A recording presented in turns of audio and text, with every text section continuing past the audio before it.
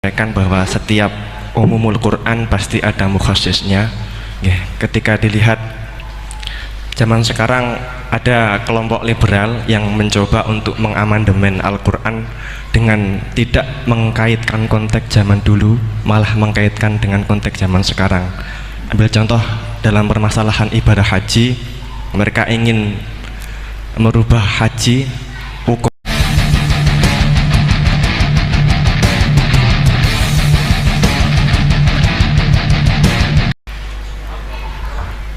Satu orang satu pertanyaan Pak G.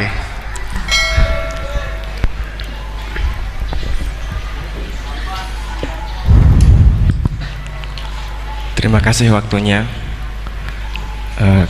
kepada Kiai Ahmad Bahauddin Nur Salim. Saya mau bertanya mengenai tadi yang disampaikan bahwa setiap umumul Quran pasti ada mukhassisnya.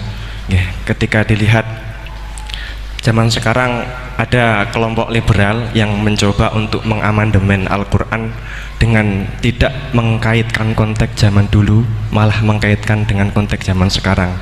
Ambil contoh dalam permasalahan ibadah haji, mereka ingin merubah haji wukufnya nggak cuma di bulan Dzulhijjah tetapi di bulan Syawal pun juga boleh. Jadi sudut pandang panjenengan gimana masalah apakah memang bisa keuniversalan Al-Quran itu pada zaman sekarang dibuat sesuai konteks sekarang?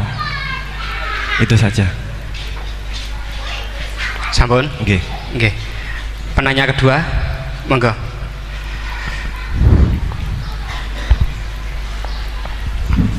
Assalamualaikum warahmatullahi wabarakatuh. Waalaikumsalam. Dumateng Yai, ini ada pertanyaan tentang penafsiran Al-Quran berdasarkan ilmu sains. Untuk abad sekarang kita mengenal teori ledakan besar yang sudah sangat populer. Namun walau demikian ilmu ini masih dalam bentuk zon yang hakikatnya kita belum tahu dan belum yakin secara pasti. Namun teori ledakan besar ini kemudian disinkronkan dengan Al-Quran dengan penafsirannya bahwa ternyata di dalam Al-Quran itu sudah ada teori ledakan besar. Pertanyaan saya begini, menimbang ilmu teori ledakan besar ini adalah ilmu dzon, ini masih memungkinkan ilmu ini salah, sehingganya penafsiran terhadap Al-Quran ini menimbulkan kekhawatiran, yakni kalau ilmu ini sebenarnya salah kemudian disinkronkan dengan Al-Quran, nanti ada penyalahan dalam penafsiran. Namun sisi lain terdapat kebaikan, yakni ada banyak orang bicara bahwa Al-Quran turun sekian ratus tahun lalu, ternyata di dalamnya memuat teori ledakan besar yang baru muncul abad modern ini. Dari penjelasan ini pripun monggo Yai tentang penafsiran berdasarkan ilmu yang masih zon, yang belum hakikatan seperti ini, monggo. Oke, sama namanya. Oke. Sing pertama Pak Ulil, yang kedua Pak Anwar. Itu sudah sama-sama keren Pak ya. Nggih. Pak mahasiswa. Pak Ulil apa Ulin? Ulil. Pak Ulil. Ulil apa? Ulil Absor. Sudah Ulil Absor, sudah bener ya. Itu namanya sudah benar. Nggih. Yang kedua Anwar ya? Kedua Pak Anwar. Enggak, sudah gitu dulu. Cekap dua dulu. Sing pertama mungkin nek jenengan niki pertanyaan yang pertama, apakah keumuman Al-Quran bisa ditaksis sesuai konteks sekarang? Konteks sekarang kekinian niki. Niku pertanyaan yang pertama. Pertanyaan yang kedua, kejadian sains yang sesuai dengan sains, ilmu sains niku apa bisa juga dibenarkan ditafsirkan ke Al-Quran, mengingat ilmuwan-ilmuwan sains sekarang mengatakan bahwa Al-Quran itu banyak yang sesuai dengan sains akhir-akhir ini. Nah, seperti ledakan besar niku kalau diarahkan ke Al-Quran, apa memang sains itu sebenar-benarnya persis dengan Al-Quran atau masih ada kemungkinan nggak sama? Hafal Quran belum? Buatan apa belum?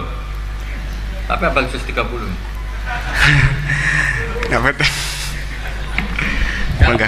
Ya, Nggih. ini rileks saja ya. Memang saya ulang lagi. Memang syaratnya itu hafal Quran tadi. Enggak, karena begini, saya berkali-kali berdebat sama orang-orang liberal. Ya. Sekarang saya tanya, mereka kan senang sekali ya mengutip ayat la ikraha fiddin, bahwa dalam agama itu tidak perlu pemaksaan. Sebetulnya ayat itu jelas ada terusannya qad tabayyana rusydu minal ghayy. Yang benar tentu begitu jelas, terpisah betul begitu jelas, yang benar ya benar, yang salah ya salah. Sehingga kita tidak perlu memaksa orang, misalnya 2 ditambah 2 itu 4, terus kamu paksa, kalau nggak mengatakan 4 tak penjara, itu tidak perlu.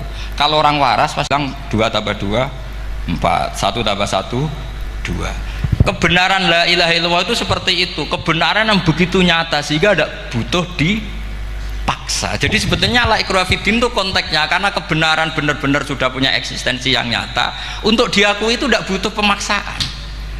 Orang seluruh Indonesia kan bilang 1 tambah 1 itu 2, nggak usah diintimidasi nanti ditangkap Pak Gatot gitu. Ya tidak perlu. Makanya terusannya ayat. Lah repotnya sekarang santri-santri kalau pidato khitobiah di pondok-pondok ya diputus kayak orang liberal. La ikraha fiddin. Itu belum wakaf, masih qad tabayyana rusydu minal ghayy. Paham yang saya maksud ya? Sehingga kadang Nabi itu ngendikan secara ekstrim. Misalnya mangqala la ilaha illallah dakhalal jannah. Siapa yang meyakini la ilaha illallah nanti pasti masuk surga. Entah kapan pasti masuk surga. Kalau belum ya antri masih, tapi pasti lah. Terus Nabi sempat ngendikan, itu hadis sahih, wa in zana wa in saraka, meskipun pernah punya masa lalu, zana itu fi'il madhi, pernah punya masa lalu, pernah zina, pernah maling. Itu sampai 3 kali sahabat protes. Tapi saya berkali-kali ngomong di ngaji di Jogja, di Bojonegoro, di rumah ngomong, kebenaran yang absolut, kebenaran yang hakiki tidak bisa terganggu oleh perilaku sosial. Bukan masalah seakan-akan hadis ini membolehkan zina, itu tidak mungkin. Inna wa la ya'muru bil fahsya, Allah tidak akan nyuruh hal yang buruk. Tapi saya beri satu logika, satu analogi. Kalau rektor Al-Azhar kamu tanya 1 tambah 1 berapa Pak Rektor, pasti bilang 2. Kamu tanya Amrozi ya bilang 2. Kamu tanya Pak Ahok ya bilang 2. Kamu tanya Anies Baswedan ya bilang 2. Tanya Pak Nusron dia jawab 2. Sama, semuanya jawab 2. Karena kebenaran hakiki pasti absolut.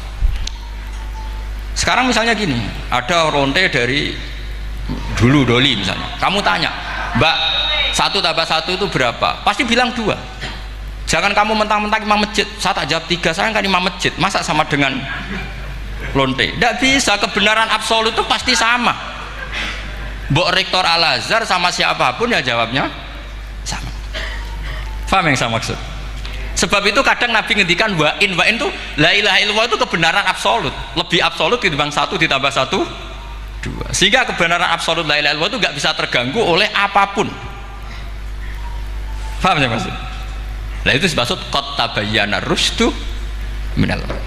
Kita tanya rival politik, Pak Jokowi kamu tanya 1 tambah 1 ya 2, Pak Prabowo ya bilang 2. Bukan karena rival politik. Tadi Pak Jokowi jawab berapa? 2. Ya udahlah 4. Tidak ada seperti itu. Nah, itu disebut qad tabayyana rusydu. Nah kembali ke ide tadi, ide bahwa wukuf boleh di mana saja, terus boleh tidak syawal, itu udah ide. Sebenarnya sampean mikir saja itu sudah kriminal. Berarti sampean ngapalkan pikiran salah ya. Karena kalau kita diskusikan itu lucu sekali, karena ya itu sudah begini loh kaidah khilaf itu, saya kasih tahu. Walaysa kullu khilafin jaa mu'tabara illa khilafal ladzi khadzum minan nadhari. Tidak semua khilaf itu dianggap satu khilaf, satu perbedaan pendapat kalau kualitasnya nggak sama-sama mutu. Kalau yang satu nggak mutu itu nggak dianggap khilaf, nggak level. Itu tadi misalnya Imam Ghazali ngendikan begini, qala al-Ghazali gini-gini, pasti saingannya ya qala Nawawi atau qala Al-Qurtubi atau qala siapalah. Jangan qala al-Ghazali terus kamu saingi menurut Ustadz dari Solo, dari Jogja, wah ya udah level, masa Imam Ghazali disaingi. Itu ya, aturannya seperti itu. Ini jelas Rasulullah sendiri yang ngendikan al-hajju arafah, bahwa syarat sahnya haji adalah wukuf, dan Nabi menyebut Tentu kita tidak pernah memperbandingkan apa yang disabdakan Nabi dengan yang jadi pikiran mereka itu. Kalau mereka alasannya karena orang bergumul di situ, di Mina, di Arafah, gara-gara waktunya sama, titiknya sama, terus terjadi kematian gini. Apa yang nggak wukuf di Arafah itu hidup semua. Itu kan kayak dalilnya orang rokok mari cepat mati. Oh, sing ra rokok ya mati. Orang-orang jil juga mati.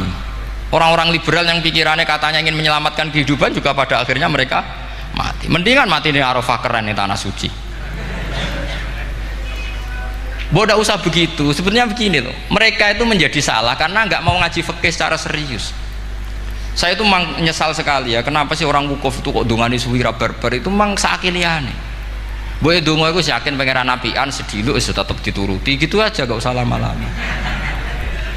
Ya kata hikam kan gitu, ngelingno pangeran udah suwi-suwi, sing perlu dielingno sing iso lali. Pangeran iso lali kok amen duwe elingno wae kan gitu cara madzhab hikam. Makanya kata madzhab hikam kan gitu, wa inna ma yunabbahu man yajuzu alaihil ikhfal, yang boleh diingatkan yang mungkin lupa. Tapi kalau masih ingat ya sudah tidak usah diingatkan lagi. Doa itu sekali saja. Saya ini termasuk korban kitab hikam. Loh, saya itu berkali-kali ke Mekah. Itu saya kalau dongo itu pertama di Multazam berdoa. Itu saya sebagai santri, ya pas di Multazam ingin berdoa lagi. Tapi mesti spontan itu ingat hikam. Yang boleh diingatkan, yang mungkin lupa. Akhirnya bilang, ya sudah tadi Gusti, ya gitu dong. Di putaran ketiga bilang, tadi loh Gusti, gitu terus. Karena memang saya malu mengingatkan zat yang nggak mungkin lupa. Tapi sampean jangan ikut saya, ini kriminal. Ini termasuk sisi-sisi kriminal ilmu saya. Tapi ilmunya ada, sampean cari di hikam. Wa inna ma yunabbahu man yajuzu alihil ikhfal. Yang boleh diingatkan, yang berpotensi lupa. Mungkin Anda punya dalih, wah aku dongo mau nunjukno butuh Gus, tapi rakemin disembadani. Ya alhamdulillah aku yang ngono. Tapi tak pikir makom sampean tidak seperti itu, tetap kepengen disembadani. Lalu pertanyaannya kemudian, kalau kita ngikuti fikih sebetulnya nggak perlu menumpuk di Arafah. Sama cari di takrib, di muin, di semua bab fikih. Wukuf di Arafah itu sah dan tidak perlu muksun. Walau mutarodidan, meskipun hanya jalan-jalan. Bahkan di Fathul Mu'in diberi walau lagi, walau fitolabi abidin. Moro Arafah golek duit ceblok atau golek apa, ini ya wis sah. Lu andai kan semua melakukan itu mau ngesif muter saja kan selesai kan. Mari terus dodongkrok di situ lama-lama. Iya enggak? Zaman Fathul Mu'in dihentikan walau mutarodidan, lewat tok itu sudah sah. Bahkan walau fitolabi abikan, meskipun tidak punya niat wukuf, pokoknya ke situ ya sudah nyari-nyari apa gitu. Sing mari menumpuk gara-gara semua itu ingin ideal. Wah mumpung di Arafah ngentekno Tegal, ngentekno sawah, wah sudah. Makanya kalau haji itu sama orang yang ngedol Tegal mesti seru itu. Wah itu nangis ya. Haji be orang alim atau orang KBIH gak iso nangis karena malah badi kan, dia kan nggak pati iso nangis mesti itu. Nah ini kan, nah ini penting saya utarakan. Jadi andikan orang itu ya haji kayak orang-orang alim. Setahu saya orang-orang alim kalau haji ya biasa saja, sekadarnya. Karena ya dia tahu ini masalah karena nanti ganggu yang lain, sekadarnya. Karena kita ini berlebihan, akhirnya menumpuk di situ. Padahal fikih zaman dulu sudah mengatakan walau mutarodidan fitolabi abikin, jelas itu takbirnya. Masih ingat atau jangan takbir itu? Harus ingat kalau. Jadi ini kan problem kita lagi-lagi tidak hafal, kita tidak menguasai ngotok fikih. Saya dulu sinau Fathul Mu'in, makanya Gus Zofur itu cerita, kita ini hidup, Gus Zofur sering cerita ke saya, kita ini hidup berkah Gus. Zaman saya jenengan itu rata-rata teman-teman Fathul Mu'in itu setengah hafal i'anah. Ya karena kompetitornya ya baik, peminatnya ya baik. Dulu saking senengnya Gus Naji sama ilmu itu, beliau pernah ikut Fathul Mu'in era saya. Padahal sudah dari Mekah lama, saking senengnya ilmu. Jadi kita dulu biasa diskusi dengan Gus Naji, dengan Gus Zofur karena saking senengnya ilmu. Ya itu tadi, karena memang ilmu itu asik. Tapi kita ini belajar fikih itu tidak seperti itu. Kita sudah kayak, ya sudah kayak orang-orang yang nggak mau fikih. Wong nak dongo ning Arafah gini-gini terus, ya hanya gitu-gitu dong. Tidak mikir kalau ganggu orang lain itu begini juga gitu. Itu satu. Jadi menurut saya Sampai jangan pernah terlintas bahwa pendapat jil atau apa saja itu pendapat. Walaysa kullu khilafin ja'a mu'tabaro illa khilafal ladzi hadzu minan nadhari. Tidak semua khilaf itu kita hitung khilaf kecuali yang kualitasnya sama. Kecuali begini kualitasnya agak sama. Misalnya sholat jenazah. Sholat jenazah itu trennya kan mayit di depan, terus imamnya itu di belakang. Nah itu boleh, ada ulama mengatakan nggak apa-apa. Sholat jenazah, jenazahnya di depan, mayit imamnya di jenazahnya di belakang, imamnya di depan. Meskipun itu tidak lazim, tapi masih masuk akal. Itu tadi fa'innal janazah laisat bimanzilatil imam. Piye jenazah ora imam wajib kok ngarep. Alasannya apa? Loh itu udah orang liberal, itu kitab Mahalil. Kaul awal jenazah harus di depan, kaul sani tidak harus. Piye jenazah itu tidak imam. Coba alasannya di depan apa? Dia tidak imam. Kalau seperti itu masih khilaf karena sama-sama ulama. Dan khilaf ini dipraktekkan, tapi jangan di sini loh ya, ini jadi fitnah. Saman tak cerita nih, saman kalau haji itu tiap ba'dal maktubah ada sholat jenazah enggak? Enggak, saman jawab saja. Yang pernah haji, tiap maktubah kan ada sholat jenazah. Itu jenazahnya di depan apa di kamar mayat?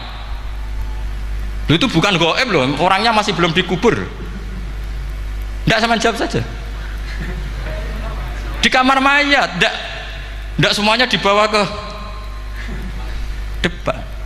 Artinya ada konteks tertentu, mungkin kauliku ya ono gunane dalam konteks Mekah karena orangnya banyak sibuk ora kober gawa napa jenazah. Tapi nek dalam konteks teng Indonesia ya suul adab.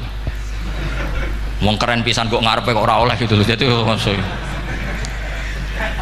ya kalau kiai kan biasa kok ngarep keren. Misalnya jenazah wong awam kesempatan sak ngarepe kiai ya pas mati kowe kok ora oleh gitu. Jadi cara kula itu kan. Lah iya misalnya ana wong awam goblok mati. Jenazah dak kok nguri. Dadi yo ape dadi ngarepe kiai pisan kok ora oleh gitu loh. Jadi menurut saya itu. Tapi kalau kamu mengatakan ini fardhu ain, kalau enggak di depan enggak salah, alasan Anda apa? Ini itu udah imam. Sing wajib di depan kita ini kalau imam. Lah seperti itu khilaf. Ini cerita khilaf. Mutu, alasannya sama-sama mutu. Qailnya yang punya pendapat ya sama-sama mutu karena diceritakan kita mahali. Dan dipraktekkan di Arab Saudi, yaitu banyak jenazah di kamar mayat, tetap sholat apa? Jenazah. Gaib. Itu pernah saya praktekkan. Tapi sekali itu saja, mungkin tidak terulang. Pas kemarin Mbak Nafe Hajin. Mbak Nafe itu dekat jenazah itu tidak mungkin, banyak sekali. Gak sholat wes bengi-bengi tak anteni nganti jam loro. Dan saya akrab sama beliau, sering guyon sama saya. Sebelum meninggal tuh berkali-kali ya memang masih keluarga sama saya, jadi sering guyon. Dulu sering guyon sama saya. Ya aku sebenarnya tenanan ini sering ngandani saya gitu. Saya nggak ngira kalau mau wafat.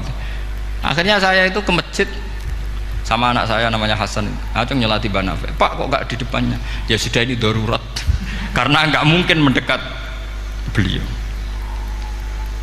Jadi ya itu tadi buktinya sholat gaib. Sholat gaib juga misalnya orang Kediri boleh nggak nyolati orang yang mati di NTT yang lebih timur, boleh nggak?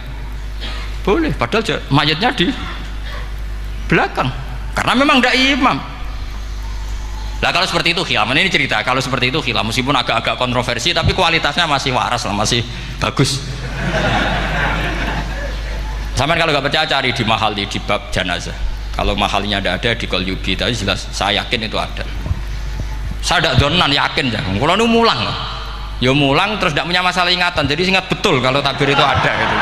Jadi saya ingat betul kalau takbir itu ada. Nah terus pertanyaan kedua dari Kang Anwar tadi itu memang problem ya. Tapi itu bisa diatasi lewat seni menulis. Biasanya kalau seorang penulis, apalagi di Indonesia itu kan gampang sekali. Kalau kata itu bisa bias atau majas kan bisa dikasih tanda kutip, dikasih tanda apa? Kutip. Itu memang nyata ya.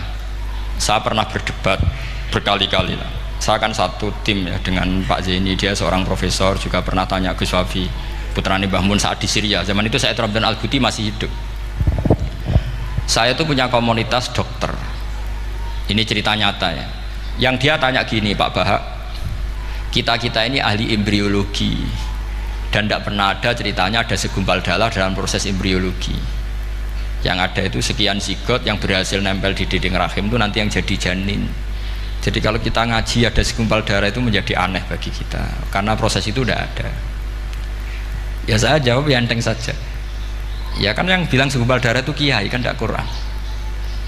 Makanya benar kan Anwar tadi yang ngomong itu mufasirnya atau kiainya yang terjemah. Kalau Quran hanya bilang min alakin. Iqra bismi rabbikal ladzi khalaq khalaqal insana min alaq. Alaq itu kan dari kata alaqa ya'liku alaqon, sesuatu yang nempel itu namanya alaqah.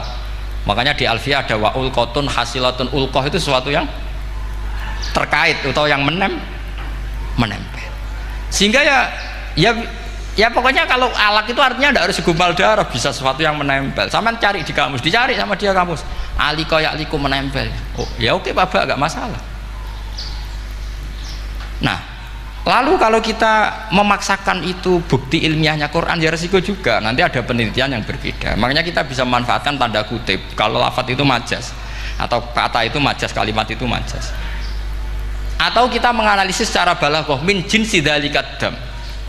Misalnya begini, saya kalau sedang benci Anda, saya akan bilang kamu itu membawa WC.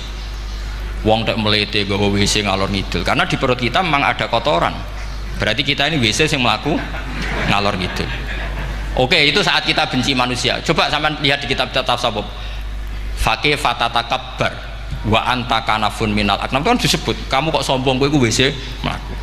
Tapi nanti kalau kamu ngaji di alam rohani, kamu disebut laqad khalaqnal insana fi ahsani taqwim.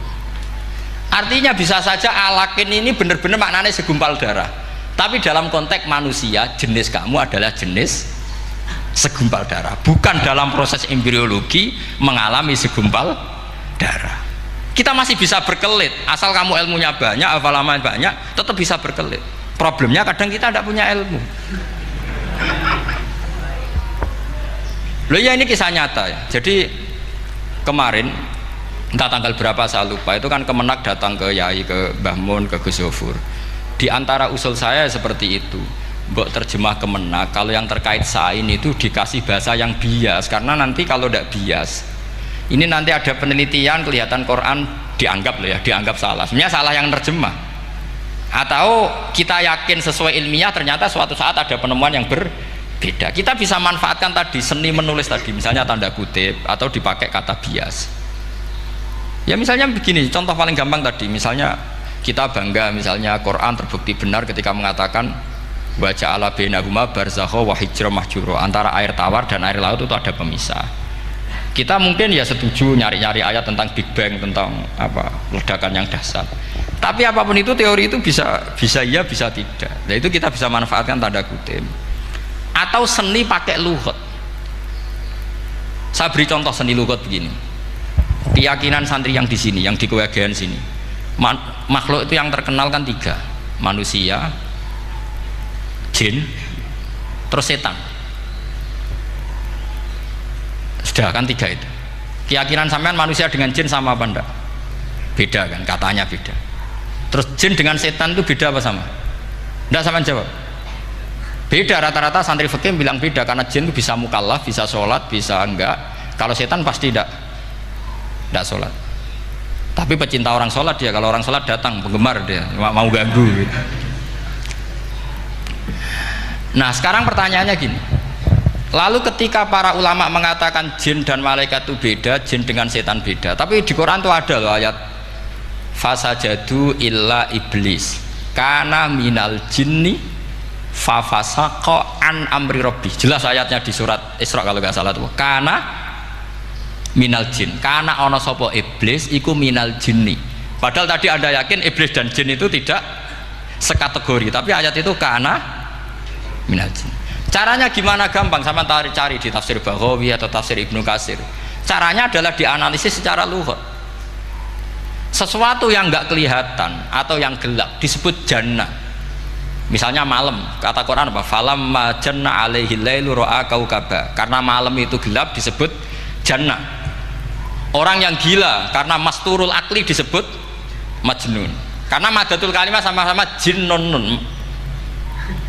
Madatul kalimah kan sama kan, jim nun musyaddad berarti jim nun nun. Saya ulang lagi ya, kalau malam disebut falamma janna alaihi lailu, kalau orang masturul akli disebut majnun. Orang dalam kandungan disebut janin. Kullu dzalika yusamma bidzalik li'annahu mastur. Semua dinamakan itu karena mastur, tidak kelihatan. Nah, sekarang sampai tak tanya, iblis itu kelihatan apa enggak? Enggak. Berarti kalau kana ana sapa iblis minal jinni setengah barang sing ora ketok. Kecumanane minal jinni kelompok jin. Nanti kamu masalah dengan kiai Anda meyakini, "Lho jin kok iblis?" Beda. Jin itu iso ngaji. Ya gampang saja, kalau jin yang sakolen ya jin yang bisa Islam bisa kafir. Tapi kalau kata jin yang dalam ilah iblis, karena minal jinni minal masturin. Faham yang saya maksud? Tetap bisa ada solusinya. Makanya ngaji itu jangan hanya Ibnu Katsir. Ibnu Katsir itu beliau hanya menjawab lewat riwayat. Beliau jarang bermain di lafadz. Tapi kalau sampean ngaji kayak tafsir Baghawi, kayak tafsir apa itu, subhanallah, ya Baghawi terus Bedawi, itu nganalisnya sering pakai lafadz dan itu menjadi mudah. Misalnya lagi begini, sholat kita ini ya sholat yang muftatahatun bitakbir, muftatamatun bitaslim. Tapi kita secara lughat jelas as-sholat lughatan ad-du'a. Dan ada lafadz di Quran yang nggak mungkin kita maknani sholat itu dengan makna sholat yang mustalah alaihim tal fuqaha, yaitu di ayat khud min amwalihim shadaqatan tutahhiruhum wa tuzakkihim biha wa sholli alaihim inna sholataka sakanul lahum. Muhammad, kalau ada orang zakat ke kamu, sholli alaihim, kamu harus mensolati mereka. Wong cek urip kok di solati, pasti maknanya sholli ai utulahum, kamu mendoakan. Terus inna sholataka sakanul lahum ai du'auka sakanul lahum, doa kamu membuat mereka tenang. Faham sih kalau maksud? Lagi-lagi kita, kalau Anda janggal secara ilmiah, ya sama seperti misalnya katanya bumi menurut Quran itu diciptakan dalam masa 6 hari, padahal menurut teori Big Bang sekian juta tahun. Lu yaumin itu maknanya tidak harus 24 jam. Kullahinin bisa disebut kullah yaumin. Buktinya ayat yas'aluhu man fis samawati wal ard kulla yaumin huwa fi sya'an. Apa Allah memutus sesuatu nunggu 24 jam? Kullahinin wa kulla waqtin huwa fi sya'an. Makanya di terjemahan UII termasuk saya usul visitati ayam itu dalam 6 masa. Karena kalau orang bilang hari, asumsinya itu 24 jam kali 6. Itu masih bisa, masih meskipun mungkin seperti itu, tapi ya mungkin tidak. Tapi kita masih bisa bermain kata gini, ku dinetralisir. Yaum maknanya khin. Napa maknanya napa? Khin. Kayak di apa? Yas'aluhu man fis samawati wal ardi kulla yaumin huwa fisa'an. Kayak di ayat lagi, limanil mulkul yaum. Allah tanya itu ketika di akhirat apa di dunia? Tidak, sama jawab di akhirat. Ketika nanti di akhirat Allah tanya, liman iku kedua sopo al mulku te kerajaan al yauma, limanil mulkul yaum lillahil wahidil fa inna fil akhirah laisa hunaka yaumun wala hunaka sa'a wala hunaka misalnya arbaun wa isyruna sa'. Di akhirat tidak ada 24 jam. Istilahnya Allah ya limanil mulkul yaum. Paham sih kalau maksud? Jadi lagi-lagi syaratnya hafal tadi. Nah, jadi artinya lafadz yaum dipakai di Quran berapa kali, konteksnya apa saja. Ya saya kira demikian. Mungkin kita anggap cekap ya, karena tadi apa, ini Jumatan terus tak pikir tanya itu ya saya yang tanya itu, karena itu tadi ya nggak apa-apa kalau masih ada yang tanya, tapi saya pikir ya itu tadilah yang saya utarakan. Saya kira cukup.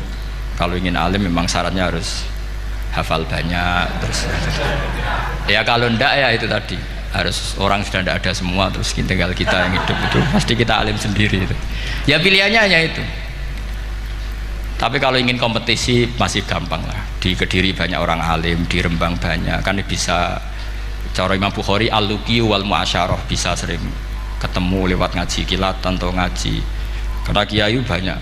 Ada yang kiai fanatik khatam, kilatan. Di sarang ya banyak, kados Gus itu ngaji kudu khatam. Khatam itu barokah, kan pernah mendengar sekian. Ada kiai yang senengannya yang penting faham. Ada kiai yang kebetulan nasibnya baik, ya faham ya khatam. Itu ada santri macam-macam, yang penting khatam. Ya, ono sing penting faham, ono sing penting ya penting untuk barokah. Terus repot lah saya. Repot terus. Tapi yang penting itu saya mohon lah, kalau orang lain tahu Quran lewat terjemah, kita kalau bisa jangan. Kita ini ngaji Jalalain, ngaji tafsir Sawi, ngaji macam-macam. Saya itu kalau sinau tafsir itu tak ulang-ulang. Saya itu sampai lupa khatam jalan berapa kali itu sampai lupa. Karena itu tadi setiap saya baca pasti nanti analisisnya beda tadi. Misalnya budu robbakum. Kalau dalam konteks orang kafir jelas wahidu robbakum karena mereka masih melakukan isyrak. Tapi kalau orang Islam dibilang cong kamu ibadah, dawimu alal ibadah karena sudah Islam. Itu Imam Suyuti tidak konsisten. Nggak konsistennya karena beliau orang alim. Ya Yuhannas kadang ditafsiri ahla Makkah. Memang saat itu konteksnya Makkah. Tapi dalam konteks Islam tentu wama arsalnaka illa kafatal lidasi basyira wa nadhira. Itu kan ulama. Kalau ingat asbabun nuzul ya Yuhannas jelas ahla Makkah. Tapi kalau ingat umumul Quran nas ya kullan nas, bukan harus ahla apa? Makkah. Makanya ada fi tafsirin qala ahla Makkah, wa fi tafsirin akhar dia bilang ayan nas. Ini yang mengulang-ulang akan paham karena konteksnya apa? Beda. Lagi-lagi ya tadi harus hafal. Ayuhan nas dipakai Quran berapa kali? Konteksnya apa saja? Makanya Ibnu Abbas ketika ditanya bagaimana perbedaan ayat Makkiyah dan Madaniyah, beliau enteng jawab. Biasanya kalau surat Makkiyah dimulai ya ayuhan nas karena mereka zaman itu masih kafir belum berstatus mukmin.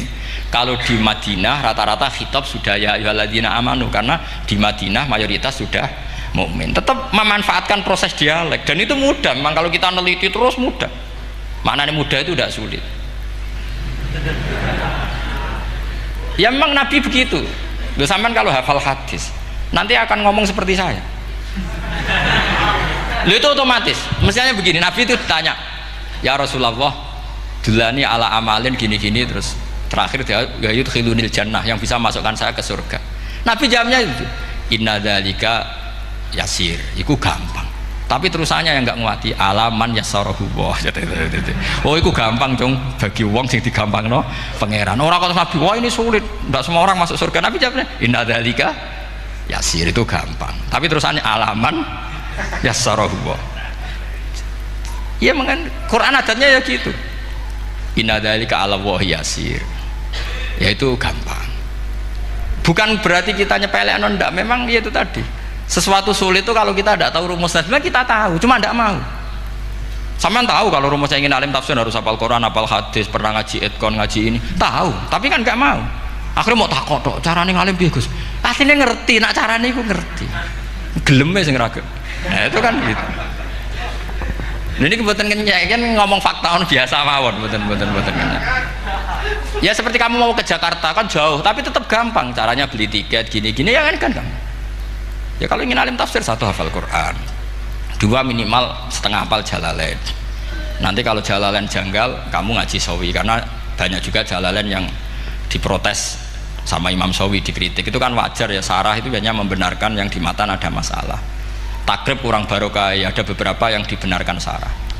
Kayak takrib ngendikan mabit bimina sunat apa wajib. Kalau di kitab Fathul Qorib sunat, di sarah dibenarkan, kalau yang benar itu wajib. Takrib bilang sholat jamaah itu sunat muakkadah, di sarah dibenarkan itu fardu kifayah. Ya sama di Jalalain kadang ada masalah seperti itu. Imam Suyuti meyakini satu hal, sama sarah dibenarkan. Makanya ya Jalalain ya Sawi. Nanti setelah itu khatam semua, belajar tafsir Baghawi. Nanti kan alim sendiri. Apalagi di desa kamu tidak ada orang alim, wah hebat. Kak, kamu jangan hidup di sarang, di Lirboyo, di daerah-daerah, jangan hidup di Kuagen, nyari daerah yang aman. Aman dari kontrol maksudnya.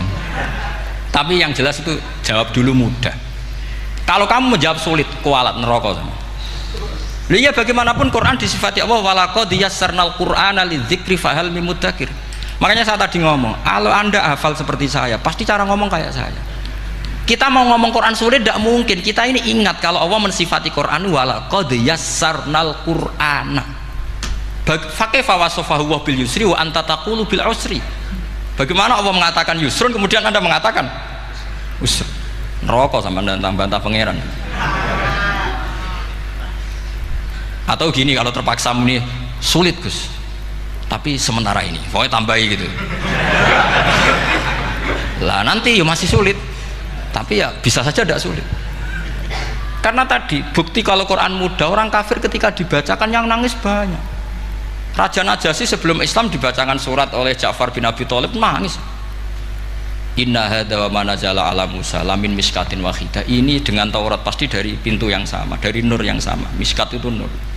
Faham, nangis sampai wa idza sami'u. Sami'u itu belum Islam loh ketika itu. Wa idza sami'u ma unzila ilar rasuli taro a'yunahum tafidu minad dam'i mimma arafu minal haq, lagi yaquluna rabbana amanna. Artinya fahimu khina kanu fil kufr. Mereka faham ketika masih kafir. Karena muyassar, Quran itu muyassar. Faqih fala tafham. Wa anta tata'allam kutuba kadza wa kadza wa takhtimu kutuba kadza kadza. Kok ijek kadza. Ada gua entek kadza nih. Ini bukan kritik, ini pelurusan. Sampean jangan sensitif, kok cawe wedok yang kandhani sensitif, mutung. Ini pelurusan. Jelas Quran disifati walaqad yassarnal qur'ana lidzikri fahal mim muddakir. Dan itu nyata, saya ulang lagi, itu nyata. Sampai yang saya ceritakan di makalah ini, ada orang Bedui, ada seorang khotib khutbah, fawarabbis sama'i wal ardi innahu lahaqqum mithama annakum tantikun. Arabinya tanya sama Pak Khotib, itu kan artinya kan demi Tuhannya langit dan bumi. Si Arabi tanya Pak Khotib, yang bikin murka Allah itu siapa? Kok sampai Allah terpaksa sumpah? Karena si Arabi tahu orang sampai sumpah itu pasti karena tersinggung. Kalau nggak tersinggung ngapain Anda sumpah? Dalam kehidupan sehari-hari kalau kita sampai sumpah itu karena tersinggung. Kita ditagih orang bisa sesuk tak sahur, ditagih lagi bilang kita tak sahur. Nah, serap percaya bang, wallahi sesuk tak sahur. Kalau orang sumpah itu karena tersinggung. Ternyata betul.